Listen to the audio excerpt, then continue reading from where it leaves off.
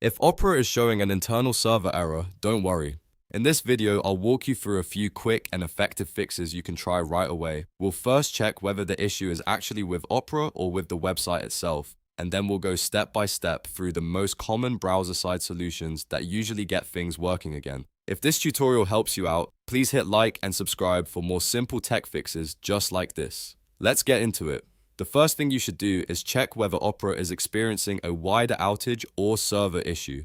Open a new tab and visit Downdetector to see if other users are reporting problems with Opera. If there is a spike in reports, the issue may be temporary and caused by Opera's servers rather than your device. In that case, the best option may simply be to wait a little while and try again later. If Downdetector does not show a major outage, then the next thing to look at is Opera's built-in VPN.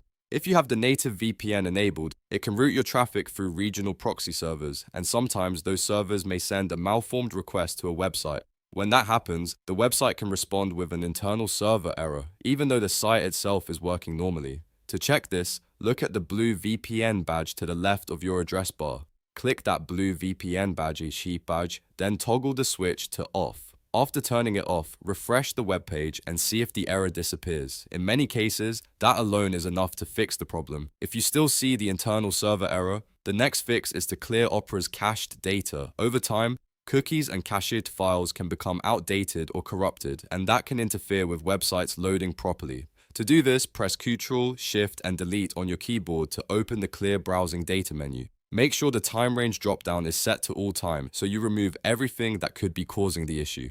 Then check the boxes next to cookies and other site data, and cached images and files. Once those options are selected, click Clear Data. After the cleanup finishes, go back and try logging into the site again or reloading the page. A fresh session often resolves the internal server error if the issue was caused by bad cache or cookies. If the website loads normally now, great. The problem was likely just a VPN routing issue or a browser data conflict.